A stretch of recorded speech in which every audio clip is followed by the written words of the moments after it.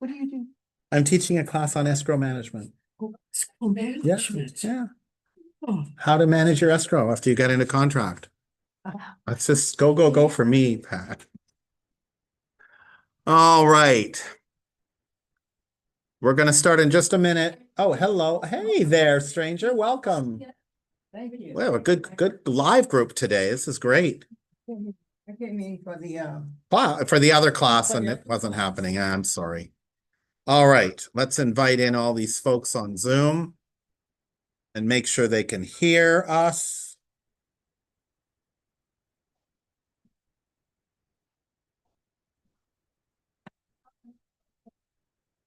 All right, welcome, Henry, Jermaine, Brandon. Can somebody say something so I can make sure the speaker's working? Hi, Stephen. Hello. I'm not hearing yet. Let me check. Can you hear me now? Still nothing. All right, say something, somebody. Afternoon, Stephen. Can you hear me? Yeah, there we go. Okay.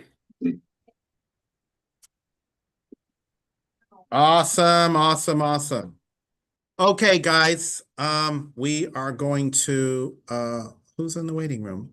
Everyone's here. We are going to get started. It says waiting room. Oh, there she is. Okay, so this is a class on escrow management. I'm going to share my screen. Welcome, everybody.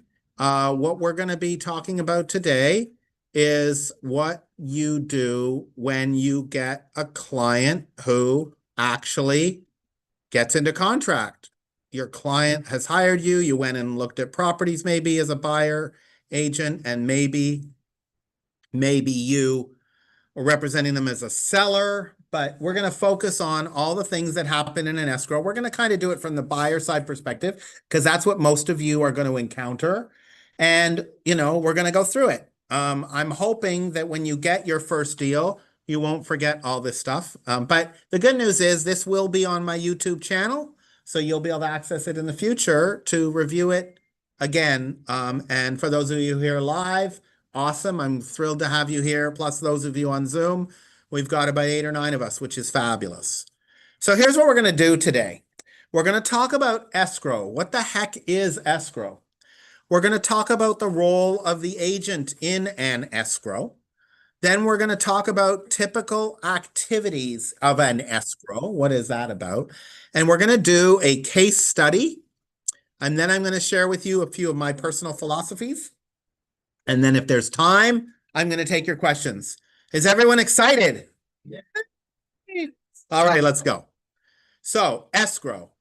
Escrow is a legal... Oh, by the way, those of you on Zoom, I would appreciate it if you have a question, simply unmute and shout it out. Don't put it in chat because there's too much I'm managing at this end to... It's going to be hard to open the chat. So it's easier if you just shout it out. What is escrow? Escrow is a word that defines a legal arrangement where a neutral third party holds money and documents in a real estate transaction until specific conditions are met by the people who are doing the real estate transaction, namely the buyer and the seller. In California, we do not use lawyers for real estate transactions. We use escrow companies. In Northern California, the escrow companies are affiliated directly with the title insurance companies. It's the same people. So if you're working with Old Republic Title, you're going to have an escrow with Old Republic Title through their escrow officer. By the way, if you ever have an opportunity to do business in Southern California, they have a separation. The escrow management companies are different than the title companies, but not here. One way to think about escrow is it's a container. It's a container for the activities of the transaction. These activities include moving money around, moving documents around, and keeping track of it all. That's what escrow is.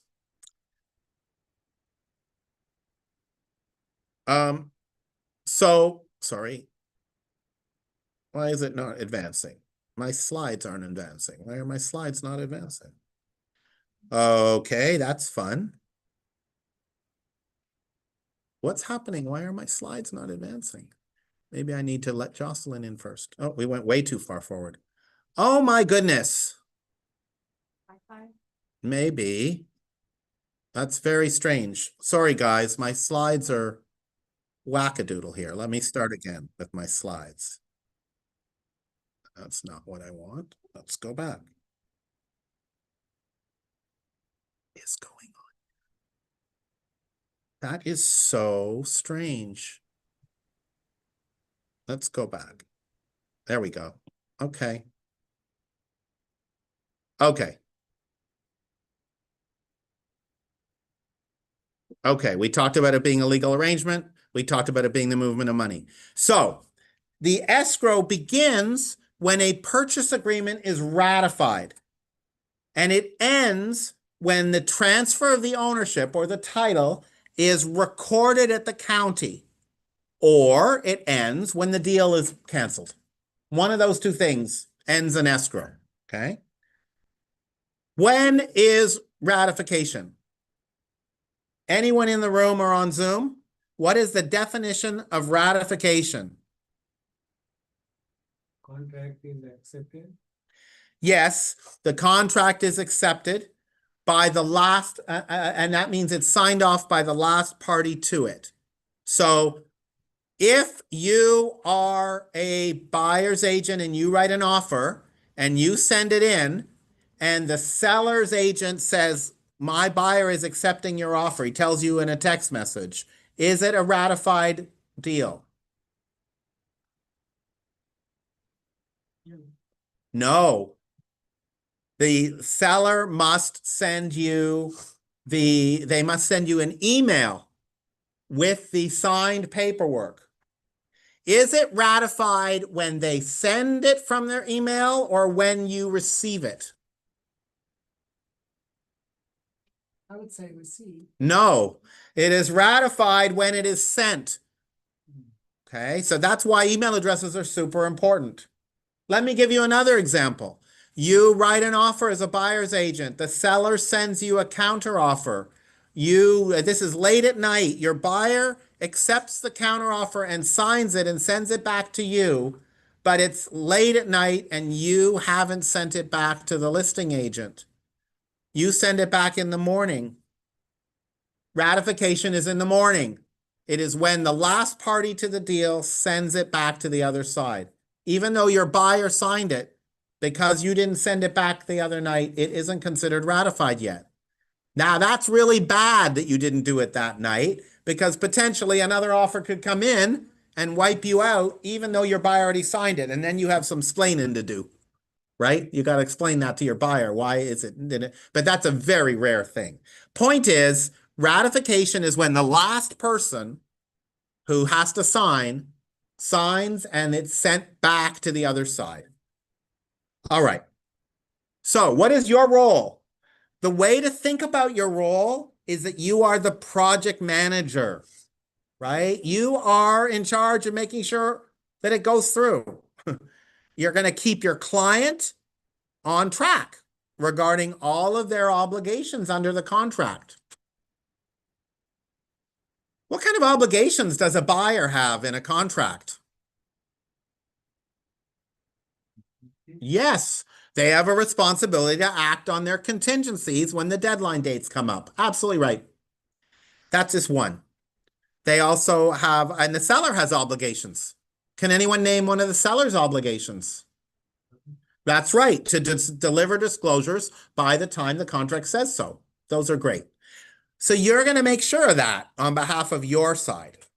Don't you need to send the disclosures ahead of?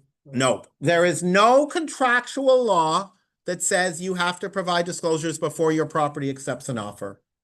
In fact, it used to be standard. Up until about 10 years ago, we always had offers that had we always wrote offers without disclosures. It changed. And also, I would argue, the Bay Area is unique. You go to other parts of the state, they don't have disclosures with offers. You, as an agent, are going to coordinate with everybody else in the deal to make sure everyone is on the same page and everyone is doing what they need to do. You're like a babysitter. Your job, guys, is to get the sale done, to get it across the finish line. But your first obligation always is to be a fiduciary for your client. What does it mean to be a fiduciary? Best interest above yours. Yes, putting the buyer's best interest ahead of yours. So there will be times where, in the interest of putting your buyer's interest ahead of your own, you will cancel the deal. That would be another way that an escrow ends, by the deal falling apart. And sometimes that's the right course of action to take on behalf of your client. You also are responsible for verifying the accuracy of all the documents and that they're completed correctly. It doesn't matter if you're using a transaction coordinator or not. Now, we love for you guys to use our in-house transaction coordinator, but they are not responsible if you have the incorrect forms or they're not signed right. I mean, part of their job is to help you with that, but it's you need to make sure that you're using the right forms. Okay, and you can ask your broker, your mentor, me, we'll all help you with that. What are the responsibilities of the TC? To make sure that if you give them something that needs to be signed and dated, that it gets signed and dated. Just following them. Yeah, they will also, no, yeah, well, they'll actually send certain documents on your behalf. The transaction coordinator will also make sure that you, in many cases, that your command file is set up right so you get paid properly. Stuff like that. They are well worth it. I would rather you guys be doing client management activities directly than doing paperwork. I think it's a good investment. However, they are not the ones who are going to be called on the carpet if you miss a form that you need to have in the file. That's why we provide you with complete lists of all the forms you need to include in your files. So you can audit your own transaction coordinator, essentially. The good news is, when you put it through KW Command, the compliance department will send you an email saying, we're missing this and this and this and this and this to help you to stay on top of it. So it's not like there isn't any checks. Remember, the file belongs to the brokerage. So if there's something missing, the brokerage is going to let you know anyway. Your client, your transaction coordinator will not send sensitive forms for your client to signature without pre-authorization. For example, contingency release forms, addendums for changing the contract, agent visual inspection disclosure documents, anything that's kind of really sensitive and important, you need to send it to your clients yourself, or have a very clear instruction that you're instructing your transaction coordinator to do it. They won't do it on their own because you're the one with the liability. So, okay. So I put together this list of 15 typical escrow steps. This is hardly exhaustive, but it covers the key things, right? So in a typical escrow, a normal escrow, you're going to have opening it. It's going to get opened. We're going to launch it, so to speak. Arrangements are going to be made for the buyer's deposit to get to escrow. There's going to be a disclosure review component. There's going to be an insurance component, inspections, appraisal, commission demand, loan status checks. You're going to be completing an AVID, Agent Visual Inspection Disclosure, AVID. There'll be a contingency removal process in some of your deals. Final walkthrough before the buyer signs their documents. And then it records at the county, which makes it closed, which means that your client is now the owner. And then you get your keys to the buyer as soon as possible after that. And after you get the keys to buyer, and only then can the celebrations begin. So we're going to do a case study. Isn't that exciting? We're going to do a case study. Here is the scenario. It's $1 million sale price for a condo, and you represent the buyer. We know that it's a 30-day deal.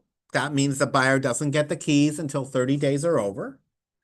We know that the buyer and you have negotiated 10 days for investigation contingency, 14 days for the appraisal contingency, and 17 days for the loan contingency. This is very typical.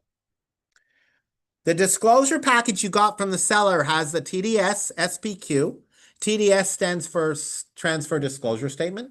SPQ stands for Seller Property Questionnaire. And it has the listing agent's visual inspection. There's nothing else in the package. Okay. So we're going to come back to that as we go along. Your first step in buyer agency land is to open escrow. So the contract got signed. You got the email back from the other side. You have some stuff to do immediately, as soon as possible. If it happened late at night, then very first thing the next morning. You are going to contact the escrow officer. You know, hi, Rebecca, my name is Vanessa, and I am so excited to be opening an escrow with your office for this address. You are going to send them the fully signed contract. Escrow needs the contract. You're going to send them your the contact information for your buyer, the buyer's lender, and if you're working with a transaction coordinator, their information as well. They need all that stuff. Your client, you're going to send them the fully signed paperwork if they don't already have it, plus any addenda or other forms. You're going to send them. Make sure they have a copy, a PDF of everything. By the way, notice, fully signed RPA to escrow, fully signed paperwork to your client. Escrow does not need all the addendums and advisories and pre-approval letters and all that extra stuff. They simply need the RPA. That's all escrow needs. Don't give them the extra stuff. Same with the buyer's lender, by the way. But your buyer needs to have signed copies of everything they signed. And then make sure your client also has your transaction coordinator's contact info if they don't already have it. All of this you're going to do right at the beginning. The next thing you're going to do is you're going to arrange for the initial deposit. Now, the contract, standard language, allows for how many days for the buyer to get the initial deposit over to escrow? 3 days, that's right. But you can change that. You can change it to 1 or 2 days or 24 hours or 5 days, depending on the nature of the deal. But you don't want to wait that long to start making arrangements. So what do you need to do right away? You need to contact your buyer, tell the buyer how much they have to put in, even though it was on page 1. Advise them how long they have to do it if it's more than 1 day. And you have to give them the escrow officer's name and the escrow officer's contact information so that they can get it done. You also need to make sure they understand the delivery options that you agreed upon in the contract. What is the default delivery option for funds to escrow for initial deposit? A wire transfer, right? It's wire transfer, but you're going to talk about this with your client before you write the offer or as part of the offer writing process. Maybe your buyer wants to write a personal check. That's okay. Maybe your buyer wants to do a money order. That's okay. Whatever they decide to do is what you need to arrange delivery options for. Okay? And of course, with wire transfers, you want escrow to manage all that. You're not going to be managing the wire. As soon as possible after you've got the initial deposit business out of the way, you want to tell your transaction coordinator tell escrow and the transaction coordinator the key terms. Now, good transaction coordinators will look at your contract and draft it up for you, the key terms. So the key terms are: when does it close? How many days for each contingency? Who pays for what? Those are standard key terms. And you want to make sure, if your transaction coordinator is doing it for you, that they did it right, that they didn't make a mistake, and that it matches the contract, because they're only human too. They might make a mistake. Or if you're doing it yourself, you should be double checking against the contract about that you're doing it what the contract says. Okay. I recommend getting the terms of the transaction over to escrow within 3 days of offer acceptance for a typical deal. If it's a 5-day cash deal, then you would do it immediately, day one. What terms are we sending back?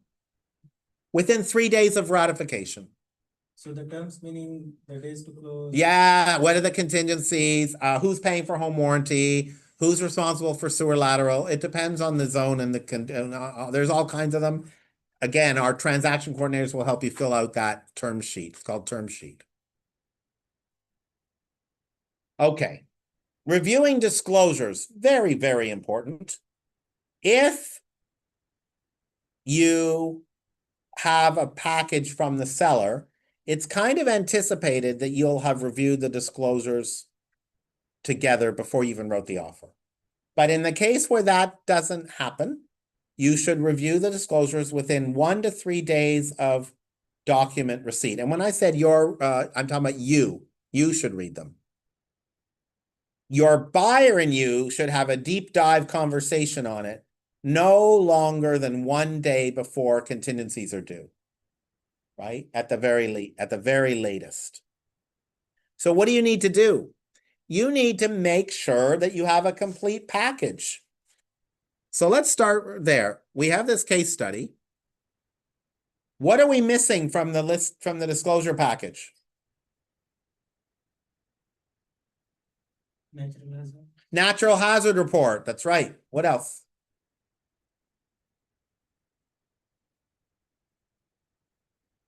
How about a preliminary title report? These are all standard things. It's a condo. Where are the HOA documents? The lack of a home inspection or pest inspection is not contractual. Sellers are not required to provide a home and pest inspection or any kind of physical inspection. They are required to do a TDS, an SPQ, their AVID, prelim, natural hazard disclosure, and HOA docs if it's a condo or a townhouse.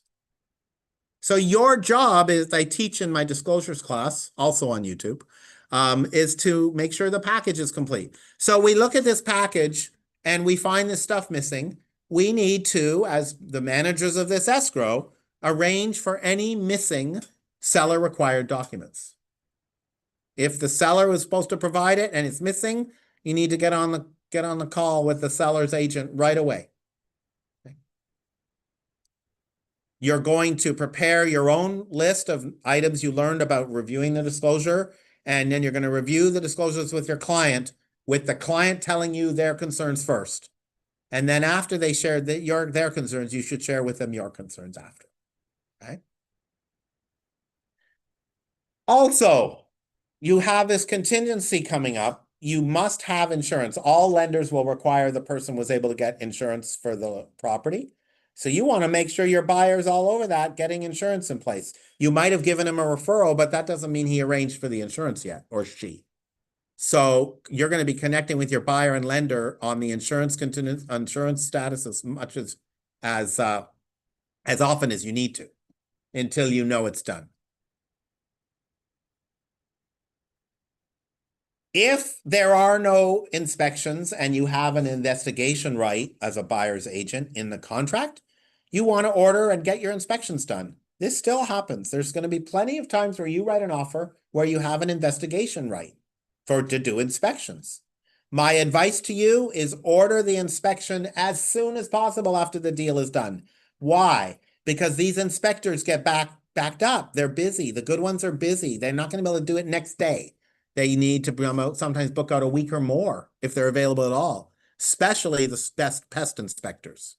So you don't want to waste any time. Sometimes I will order my pest inspection before the deal is ratified, knowing that my client has a very good shot of having their offer accepted so that I'm ahead of it. So I don't have to worry. And as soon as it's ratified, I can say to my buyer, pest inspection's lined up for Tuesday. Nothing to worry about. Now, when you're talking about when these inspections are completed, it must be done before the contingency deadline. Because if it isn't done before the contingency deadline, you come up against this contingency of investigations, and you're going to go back to the seller and have to beg for more time. We don't want that. Better to have the inspection done with plenty of time for the inspection to be done, the report to be written, and for you to talk to your buyer about it.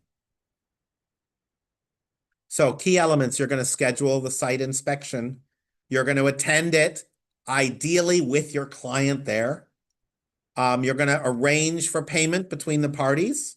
you're going, that you're not paying for it, right? You're just gonna make sure the buyer and the inspector know how they're gonna transfer the money. You're gonna arrange with the inspector to get the report in a timely manner. There are some great inspectors out there who are available for inspection, but then they need a week to do the report. So that might be a problem. So talk to them about that when you're arranging their services. You need time to review the reports and you need time to meet with your client to go over them. See, there's lots to do in an escrow. So you can be present with the inspector. You want to be. You want to be. You want to facilitate your buyer asking good questions. Yeah. If the seller, if he is occupying, he can refuse, can he not? So the seller, if they're owner occupied, the contract requires them to let you do the inspections as per the contract. They don't have to allow other site visits, but usually the sellers are cooperative if it's owner occupied. If they're not, you have a different problem, and that's something for negotiation. But the contract does say that the seller will provide access for investigation inspections as allowed by the contract. But if you write non-contingent and you don't have a right of inspection, then the seller is only obligated as to for viewing inspections, which is a separate part of the contract. So the short answer is yes. If your buyer is getting a home warranty as per the contract, you need to make arrangements for it. Within 5 days of opening escrow, you should be ordering the home warranty on behalf of your client. You should check the contract, who's paying for it. If it's the seller or the buyer, the home warranty company will send an invoice. This is the third thing down. Actually, let me back up. When you're ordering it, you review who pays for it. Make sure you know. Then you're going to review the package options with the client, even if the seller is paying for it. Do you want the basic plan, the silver plan, the gold plan? You want to know which plan is best. There's no point getting a gold plan with an air conditioning coverage if there's no air conditioner, for example. Your next job is to make sure that the home warranty company correctly sends their invoice to escrow and not to you or your client, and that they know who pays. That should be in your terms that we talked about before, but you want to double check.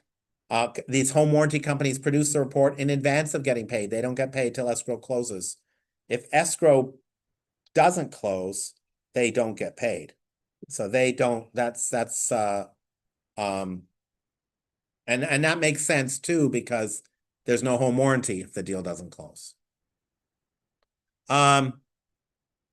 Sometimes the home warranty will cost $30, $50, $100 more than what you wrote on the contract. So you need to make sure that the amount of the package your client bought is the same or under what the contract allowance was, $750, $850, $1,000. If it is under, if the contract allows for $750, but the actual charge is $800, you could go back to the buyer and say, sorry, you can only buy one that's cheaper. My advice is chalk it up to you making a mistake and eat it as an agent. Don't go getting really petty with this is just Steven's advice. Don't get petty about $50 with your buyer. Just cover the discrepancy and don't make that mistake again next time. That's my advice. You don't have to do that if you don't want to, but that's my advice. All right. But sometimes there will. So you do want to make sure, no matter who's paying for the home warranty, that the coverage being purchased is within the allowance of the contract. Sometimes you'll write a contract where the buyer is going to pay for it and the buyer waives the right to it. And in which case it doesn't matter, because in that case, the buyer is paying for it. But in cases where the seller is paying for it, you run into this issue of the discrepancy. Who pays for any discrepancy?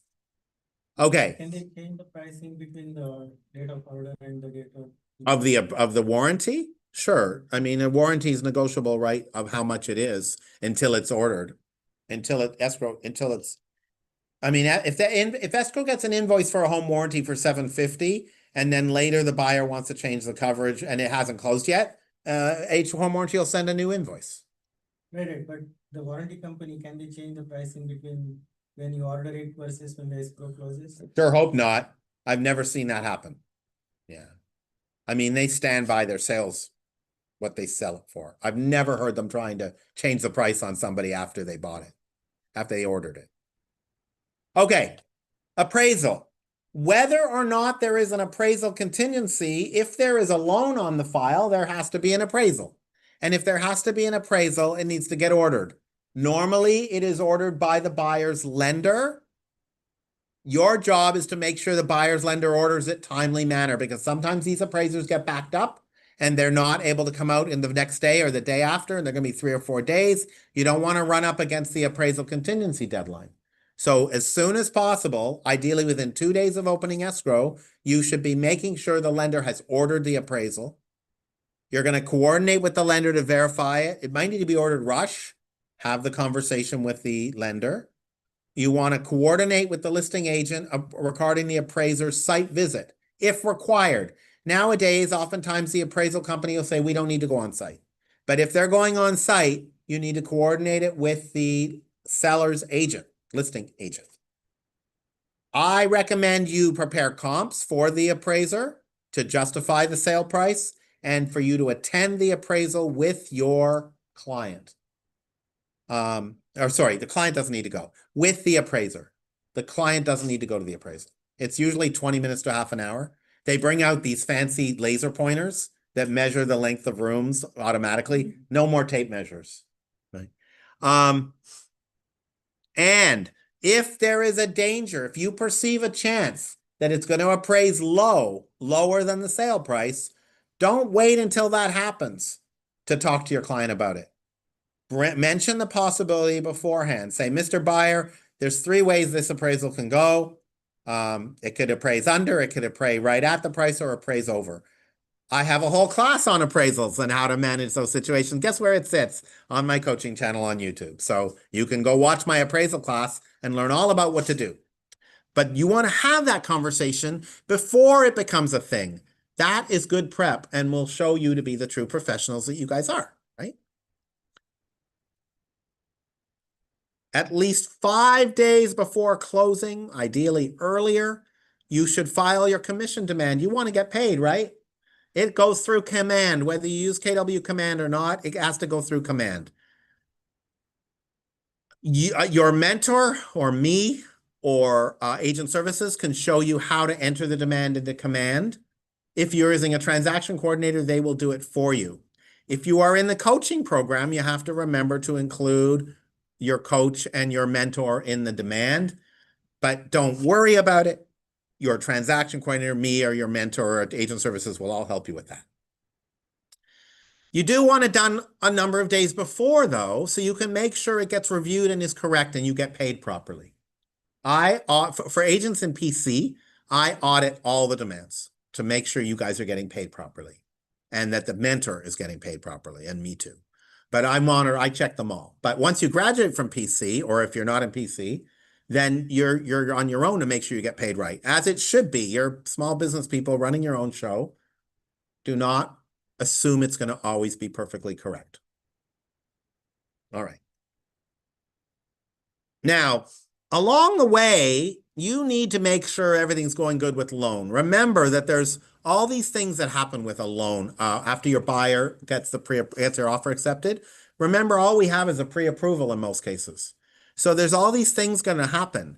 So you want to coordinate these 6 activities with the loan officer. Has the buyer uploaded all the documents they're supposed to upload, Mr. Lender? Or are you still waiting on stuff for them? Is it a problem? Are they slow? Do you need me to give them a kick in the butt? Or say to the buyer, or help it along somehow? Mr. Lender, how is the processing of the files going? Has your office had a chance to review everything? Does it look like a complete lending file? Mr. Lender, how is underwriting department doing in reviewing the completed documents? So in a loan, you have the processor who makes sure all the documents are there and complete, but you have an underwriter who is a whole separate individual or even a separate company that checks the risk. They're crawling underneath rocks to find reasons not to do the loan. That's very cynical. But they do have an obligation to protect the risk of the lender, the bank, or the investor.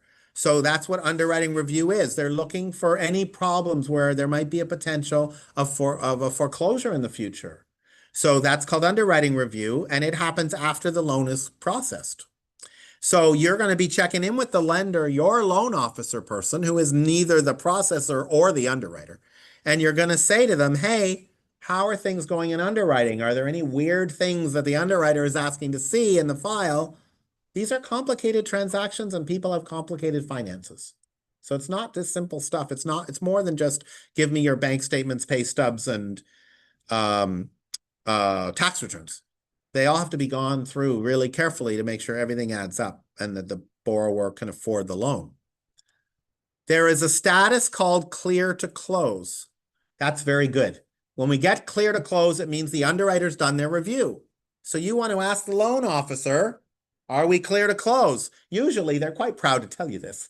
You don't have to ask them. They're going to send you an email and a text. We're clear to close. After that, there are two more things you want to be on top of: prior to doc conditions and prior to funding conditions. Prior to doc conditions are where the underwriter has said, before we will send documents for signature by the buyer to finish this all up, we need the buyer to provide A, B, C, and D, or we need the loan officer to provide these. Prior to funding is, Mr. Buyer, the docs are a title, you can go sign, blah, blah, blah, but we're not putting the money up until these conditions are done. So you want to be all over this. You want to understand what's going on. You don't want it to be a black box. Okay, you want to know, because I promise you that loan status is one of the most stressful parts of this for your client. It's probably the most stressful part. Remember, your clients are only putting up a fraction of the money.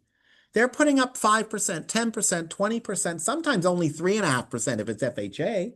Who's taking all the risk? The lender. Is it not unreasonable that the lender's going to have a whole complicated process to make sure their risk is covered? No.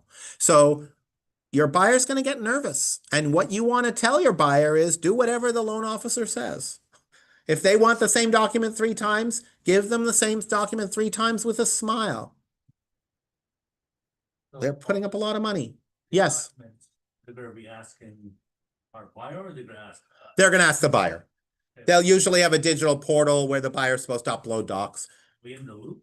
Well, not necessarily. That's why you have to make sure you talk to the loan officer a lot. You're not usually in the loop on the detail of this stuff. However, you might be if your buyer is computer illiterate and doesn't want to use the portal and wants to hand deliver them to your office and have you scan them and send them to the lender. Believe me, it happens. So you might be in the weeds, but you're not supposed to be. Technically, it's all supposed to be between them. You just need to talk to the loan officer and make sure all these things are happening when they're supposed to happen. Sometimes the loan officer will come to you and say, listen, you know, we've asked 4 times for this. Can you reach out to your buyer and see what's going on? You get to do a buyer agent AVID, agent visual inspection disclosure. You should do this before your contingency removal. It is a document your buyer should be reviewing as part of their contingencies before they remove the investigation contingency. So you have to coordinate the site visit to do it. You need to send it to the buyer for review and discussion and signatures. Once it is completed, you send it to the other side. It becomes part of the file, part of the disclosure package. I have a document on the toolkit in the agent portal where we talk about how to do an AVID. And I reference it in the new agent assignment. So if you've done the new agent assignment, you've probably already seen my how to complete an AVID, tips on completing an AVID document. If you haven't done the new agent assignment yet, looking at that document is in your future. There is an art to doing an AVID, and that's discussed there. So is it to remove investigation and contingency, you must have an AVID? If you don't, you run the risk of disclosing something to your buyer that they didn't previously know and them being mad at you because they want out of the deal now and they didn't know about what you disclose. So you never want to have it happen that way. Is there any difference between the seller's agent disclosure versus? Yes. inspection? Yes. When you each do your AVID, you're each going to notice different stuff. Stuff that the seller notices will be different than stuff you notice. There'll be a lot of overlap though. A lot of overlap, but you can't just take the seller's one. Each agent is legally required by law. California state law requires every one of us to do one of these. even though it is really very much about aesthetics, you know, door doesn't open and close all the way. Mark on wall, right? Weird stuff that, is, when you're talking about millions of dollars, you're not really worried about a scuff mark on the wall, but that's the kind of stuff we talk about in these reports all the time. But do we see any cases where the buyer wants to back out because of? Avid? I've never had that happen in my career. Not because of Avid, no. No. Could happen. All right. Oh, where can you find tips on how to complete an Avid? I already told you this. It's on the agent portal under Productivity Coaching Resources Toolkit. Okay. All right. The next thing, sorry. If you did an ABID and you found something that the seller agent didn't identify, you can bring that up, right? As something that they can repair or Maybe if you find something and you're doing your AVID that was never been known by anybody before, it may very well rise to the level of something you would negotiate to be repaired. The seller has an obligation to deliver the property in more or less the same condition as it was at the time the offer was accepted. A scuff mark on the wall doesn't rise to the level of something that is substantially different. But let's suppose you go to do your AVID and, you went to see the house at the open house and it all looked great. And you went to see it before you wrote your offer another time and everything looked great. But you go to this vacant house to do your AVID and there's water all over the kitchen floor and a leak coming from a pipe underneath the kitchen sink. You call the listing agent right away and it goes in your AVID and it gets resolved before closing. So it depends on the severity of it, right? Let's suppose you want something simpler, a cracked window. You disclose that. If the window can be proven not to have been cracked before the offer was accepted, like at the time of offer acceptance, then you might have a case for a credit or a repair. But let's suppose that you noted on your AVID that it was a crack, and then you go back later. It wasn't on the listing agent's AVID, but you go back to the home inspection and you see it was on the home inspection too. Then it was a pre-existing known thing. There's no negotiation.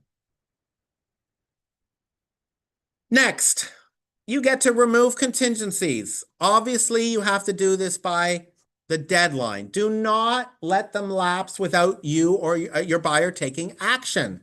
I have a whole class on this too. How do you manage contingency release? We just did this class about 2-3 weeks ago. You do not want to let this lapse. You want to make a decision on the day it's due and communicate that with the agent on the other side. So you're going to discuss with your client all the options for each contingency that is due, no later than the due date, ideally maybe the day before. If you're lifting the contingency, waiving it, saying we're good to go now, like the loan has been approved, for example, you complete a CR form, contingency release form. You send the form to the listing agent once your buyer signs it. If you're going to be negotiating something, or worse, canceling, you're going to contact the listing agent and let them know what's going on. This is a very important element of the escrow. Let's suppose all the contingencies are lifted and there's no more contingencies, and now we're moving into the home stretch, right? Final walkthrough. Final walkthrough is a contractual term. It's in the contract. The default in the contract is 5 days. And it says within 5 days of close of escrow, you do the walkthrough. But I change it when I write offers to 3 days. I don't want the final walkthrough to be so far away because stuff can happen, right? I like it to be closer to the closing. So I personally always use 3 days. You don't have to. What you do need to do, whether it's 5 days or 3 days or some other number of days, schedule the date for when you're going to meet your client at the property. You want to make sure your client is clear about what this inspection is for and its limitations. I don't know. Okay, we're going to get to that. You're going to complete the form. There's a form for this inspection called the VP, Verification of Property Condition Form. Once it's signed, it goes to the listing agent right away. And if there's problems that you're noting on it, you call the listing agent as required to discuss. All right.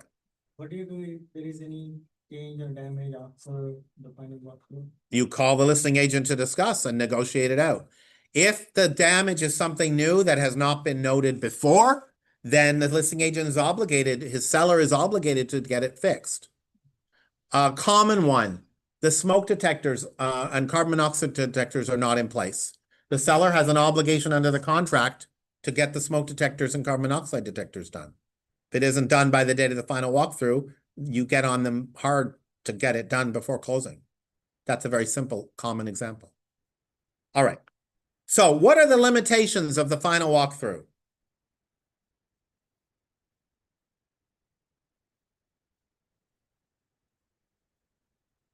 There are only 3 things that are relevant for a final walkthrough, and even more important, it is not a contingency. So let's suppose the buyer goes to the property to do the final walkthrough with you, and they find there's been a break-in. That the buyer does not have a cancellation right in most cases. They find a broken window, they find water on the floor, whatever they find.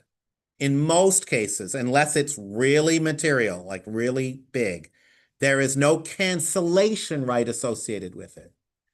Your job is to go to the seller and say, seller's agent, and say, listen, this property is not at this stage able to be delivered in the condition at which it was when the offer was accepted. Make it right, or give us some money. One of the two. That's what has to happen. But so it's not a cancellation. It does not create a cancellation right. That's really important. But as terms of limitations, there are only 3. You want to set your clients up. The final walkthrough only has 3 activities, 3 reasons you do it. 3 things to check for. It's very simple. Number 1, is the property in the same condition as at time of acceptance? That's the biggest one. Number 2, has the seller taken away all their crap? Okay, and don't just check inside the house. Look behind the shed in the backyard. Look in the crawl space. Look in the attic for crap that the seller should have moved away. I can't tell you how many times I've had problems in deals where they've left something and it shouldn't have been left there. It's personal property and it was not part of the sale. And worst case, you have to get it hauled away at your own expense and bill the brokerage for the seller. That's your absolute worst case. But one way or the other, the property is supposed to be delivered vacant. That's number 2. Not vacant, free of personal property. Okay. And by the way, if you're dealing with a tenant occupied property or you're dealing with an owner rent back scenario, you get to do the final walkthrough before the closing, not before the rent back period ends, which means it's going to have plenty of personal property in it, which makes things a little more complicated for the personal property piece of it, but that's okay. The third thing, which happens less often, let's suppose that during all the negotiations, you guys negotiated for the seller to fix the broken window. Your job in the final walkthrough is to make sure the broken window is fixed and it all looks good. So 3 things. Is the property in the same condition as at time of acceptance? Is the seller's stuff gone? And did they do the repairs they committed to? Okay, if you do those things on a final walkthrough, you're in good shape. And then you fill out the verification form appropriately. Yes. You mentioned that if the property was burglarized, that's not and vandalized, Yeah. that's not a cancellation? Absolutely not. It is an obligation of the seller to make it right, fix the damage.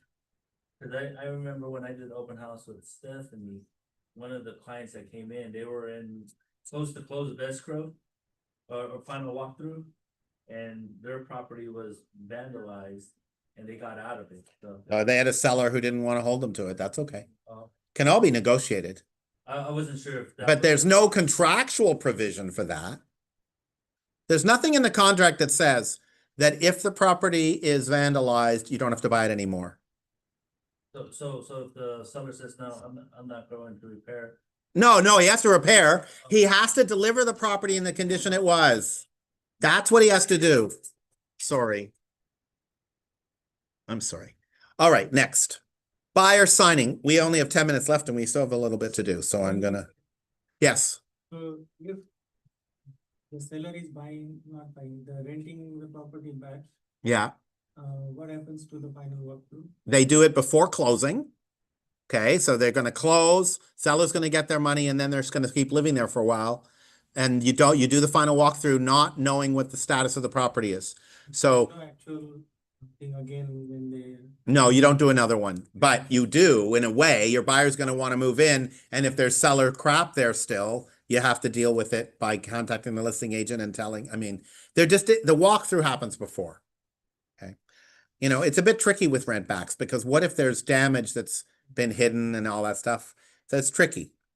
All right, let's keep going. Buyer signing. So before the transfer of ownership can finish, your buyer has to sign all these documents. The seller has to sign documents too. This usually happens 2 to 3 days before the closing, before the county records a sale. These documents they're signing are the lender's documents and the county documents.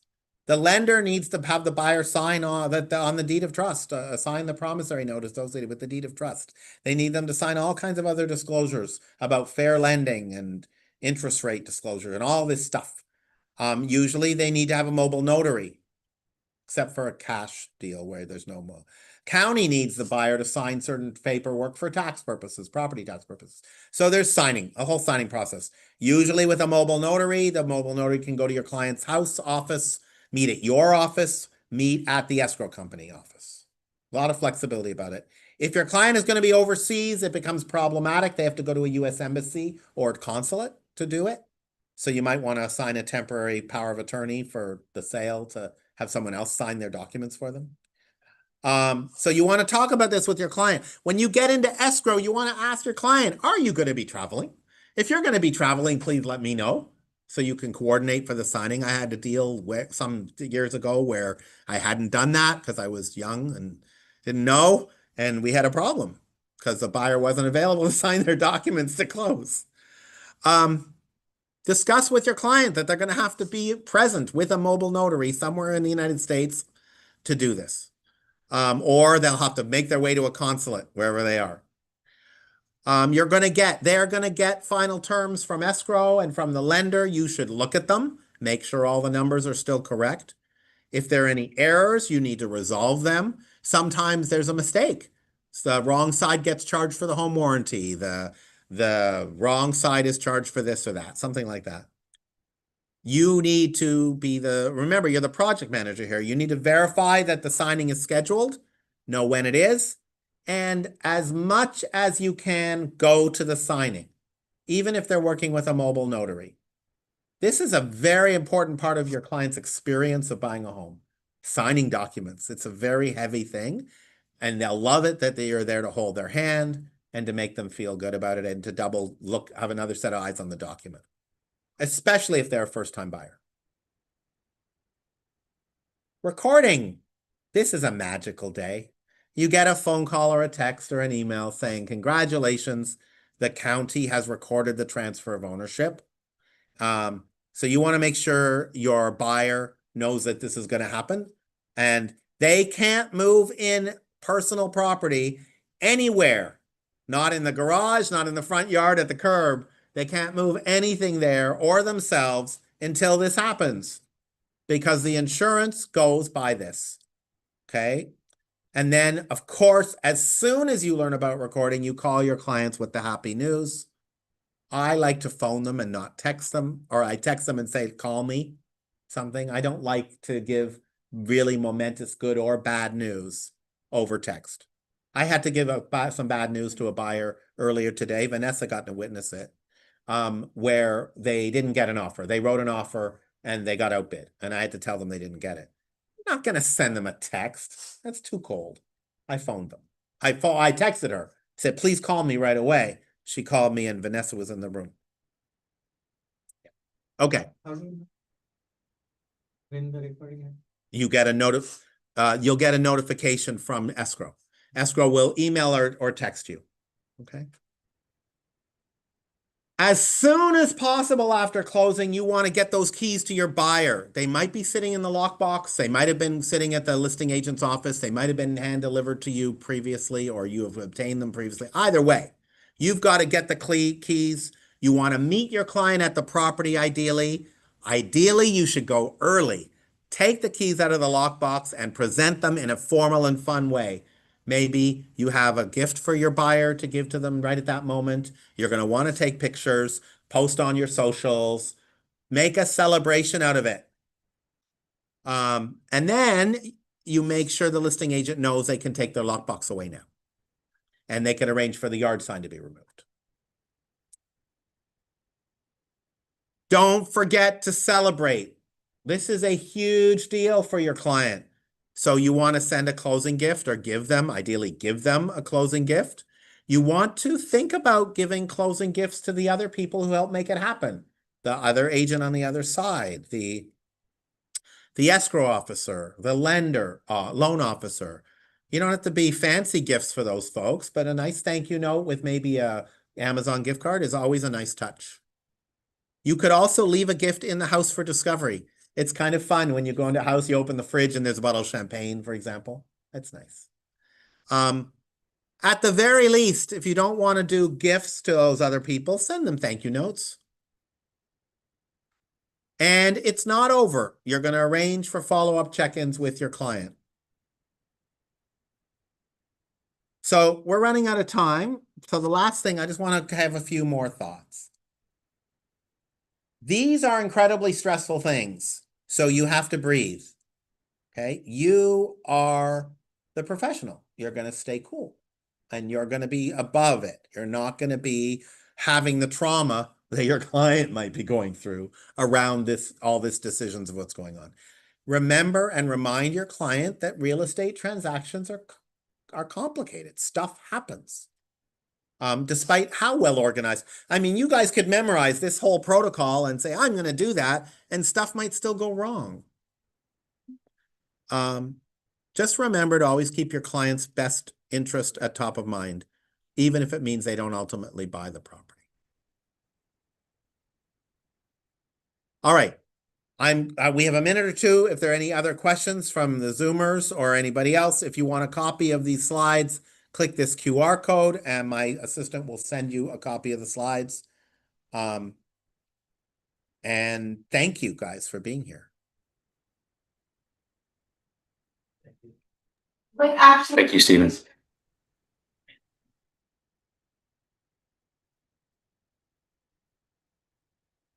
All right. If no one on Zoom has any questions, we're done. I had a quick question. Nope. Okay, guys. Can you hear me? Thank you. Oh, there's a question. I can't hear you, Brandon. Oh, Jermaine has a question. Maybe you should text me. Can you hear me? Brandon, put your question in chat because for some reason I can't hear you. Oh, Jermaine has a question. Can you, let's see. Jermaine has a question.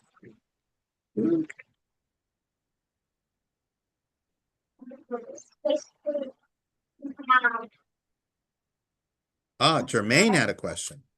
All right. Jermaine, can you unmute and ask me the question? Can you hear me?